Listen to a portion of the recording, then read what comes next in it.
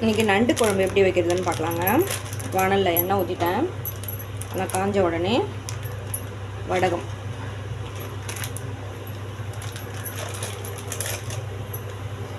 வடகம் நல்லா பொரிஞ்ச உடனே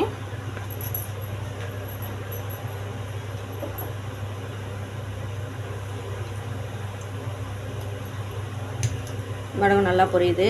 பொரிஞ்ச உடனே நல்லா கருவேப்பிலை போட்டுக்கோங்க. நிறைய கருவேப்பிலை தாராளமாக போடலாம்.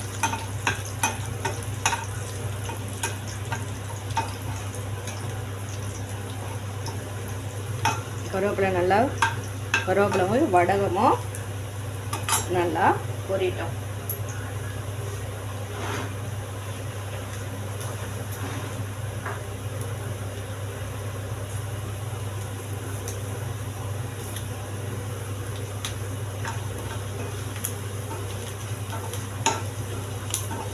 நல்லா கொஞ்சம் உடனே பொடியாக நறுக்கி வச்சுருக்கேன் வெங்காயம் நெக்ஸ்ட்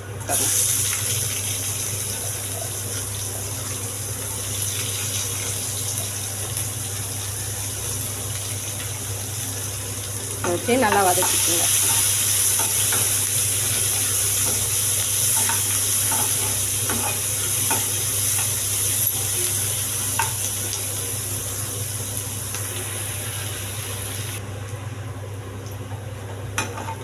வெங்காயம் நல்லா வதங்கிடுச்சுங்க. வெங்காயமும் வடகமும் நல்லா வதங்கிடுச்சு. இப்போ பூண்டு சேர்த்துக்கலாம். பூண்டு உடம்புக்கு ரொம்ப நல்லது. உடம்புல இருக்கிற கெட்ட கழிவெல்லாம் பூண்டு எடுத்துரும். அதனால் நீங்கள் பூண்டு போட்டு நிறையாவே தாராளமாக பூண்டு போட்டு நல்லா வதக்குங்க. நிறையா பூண்டு சாப்பிடுங்க. நோய் எதிர்ப்பு சக்தி நிறையா வரும். குழந்தைங்களுக்கும் நிறையா பூண்டு கொடுங்க. அவங்களுக்கு ரொம்ப நல்லது பூண்டு சாப்பிட்றது. பூண்டு போட்டு நல்லா வதக்கணும். வதங்கின உடனே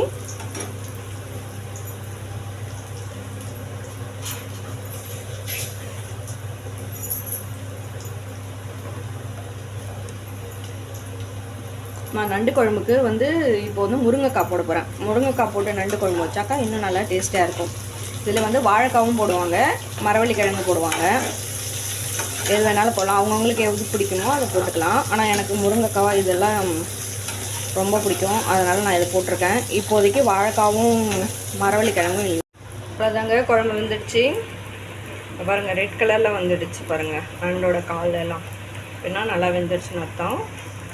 மேலே எண்ணெய் ஊற்றியாச்சு. வாங்க எல்லோரும் சாப்பிட்லாம். இப்படி செஞ்சு பார்த்து எப்படி இருக்குன்னு சொல்லுங்கள்.